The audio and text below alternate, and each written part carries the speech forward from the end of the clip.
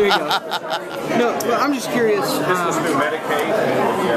In the town, in the community, is there any talk about letting the Strickland's exotic animal order expire, and how that relates to what happened here?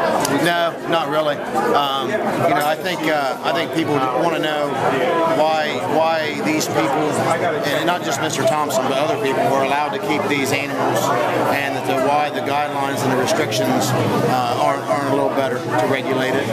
And you know, that's the main thing that I get, is why Mr. Thompson was allowed to have these animals historically. And I agree, by the way. And so hopefully this incident it'll never be repeated, and hopefully the task force will work on something new to prevent it from happening again. So is it unfair to try to say that if the case administration had kept that exotic order in place, that this might not have happened? I mean, is it unfair to draw that conclusion? I don't think so.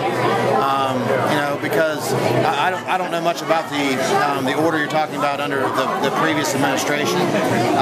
But all I can tell you is that Mr. Thompson's had these animals for a very long time, and as the zoo said, there was no way the zoo could have handled all these animals that Mr. Thompson had, and he could have let these animals out 10 years ago.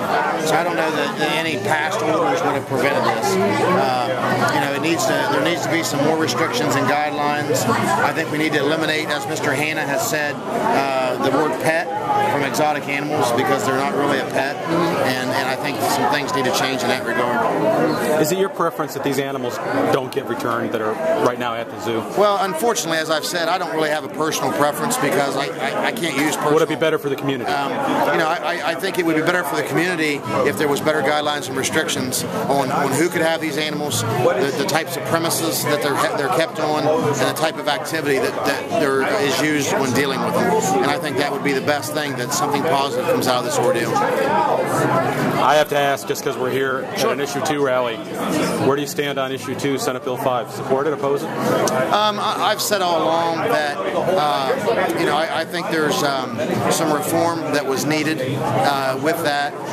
I don't know if this doesn't go a little bit overboard when it was introduced, but obviously there needs to be some reform in it, and it'll be very interesting to see how it goes. Okay.